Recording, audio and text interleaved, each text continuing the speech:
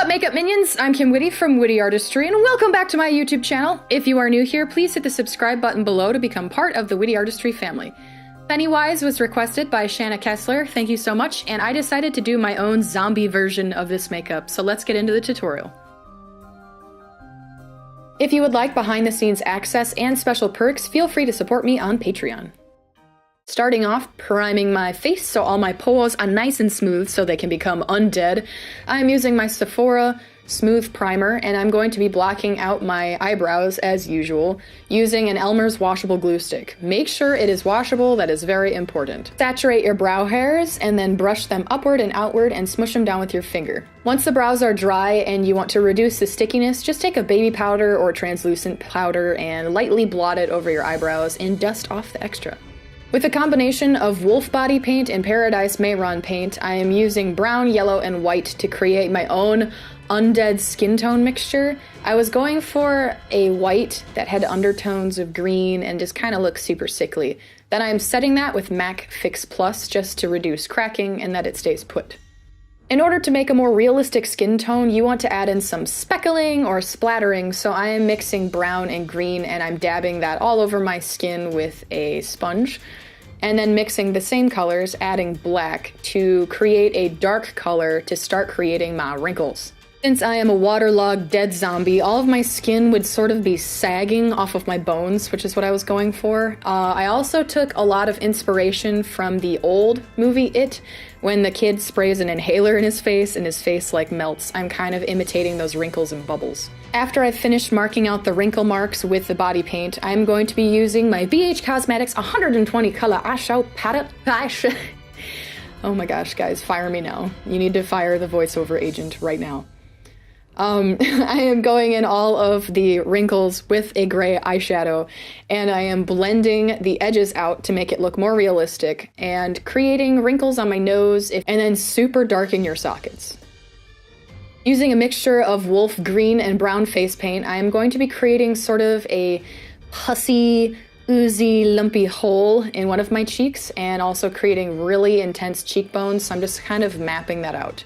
Then with a wet brush, I am smoothing out some of the wrinkles and then mixing together brown, white, and yellow face paint to create a kind of gross, sickly highlight that doesn't stand out just like white would if I put it directly over my green skin, but it's like a more natural highlight if I'm dead. Switching back to that darker color I used for all the wrinkles, I am creating these like pustule, nasty, lumpy nubs on my cheeks and adding some more wrinkles on the other side of my face and adding some more of those oozy pussy balls around my lips. This is a very strange tutorial, guys. Busting out my Mayron Red Paradise face paint, which smells like coconuts, by the way. It's like delicious. I'm going in my cheek hole. I'm creating a tear on my forehead and on both sides of my neck. Keep the patterns random because it's more of a rot wound instead of like an injury wound. Using more of my highlight mixture, I'm just emphasizing more of the wrinkles and going over the center of all the pus balls to make them highlighted, and then using a darker color to go underneath the edges of those spheres to really make them stand out. Then as you do this, it's kind of a back and forth process. Just go in with a wet brush to blend out the highlights and the shadows just to make them look more realistic. Most things, this is a layering game, so I'm going back in with my 120 color eyeshadow palette and I am just darkening the wrinkles again. It's important to do things in gradual layers when working with eyeshadow because you can't ever take it back. Also pursing my lips and giving myself smoking wrinkles and then darkening the inner corners of my eyes again with just a black eyeshadow. Mixing together a red and black face paint, I'm going to be creating depth in the wounds. So keep this darker red color on the upper edges of the wounds so it really makes it look like the skin is hanging over that area and it's darker. Now that I have created shadows and wrinkles and a transition color between all the high points and the low points, I'm going in with more of a stark highlight using Mayron Clown White. This is just a cream makeup, so you just dab it on the area you want to highlight, and then you sort of just tap it out with a brush. This creates really realistic highlights because the cream makeup just kind of smooths itself into your skin, fills in the pores, and gradually transitions on your skin. So I'm just adding this everywhere that needs a highlight, and then I'm going back in with a dark color and adding a little bit more depth to my pus balls on my face. And then don't forget to do your ears and dab your neck with some white just to make it look more undead, and make sure you do it in a fabulous kind of way. I gotta say guys, this design was a lot of fun because it was primarily my own. Like, yes, I was referencing Pennywise and the old burn Pennywise, but it was kind of just like looking at my face and analyzing how wrinkles would actually flow, where my bones were, emphasizing the bones, coming up with some wounds. It was just a really creative, fun makeup, so I had a lot of fun doing this one.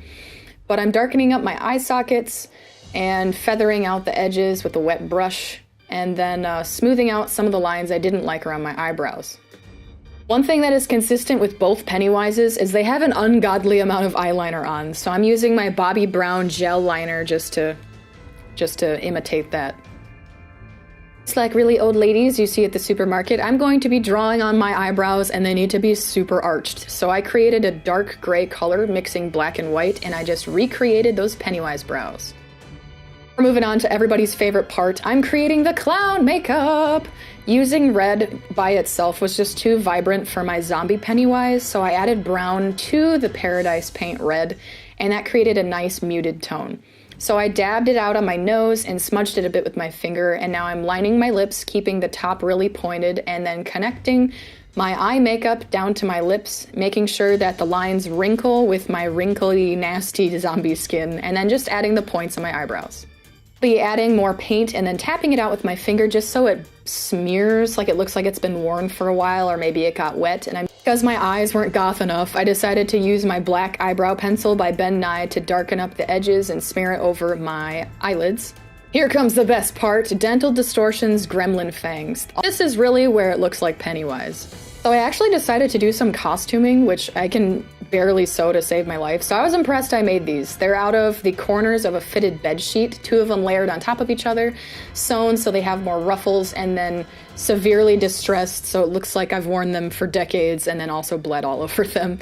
Then I just put on a wig from Star Style Wigs, which they will be in the description too, and I am making it look gross using black hairspray, and I pinned a lot of it up into a bun to make it look more like Pennywise.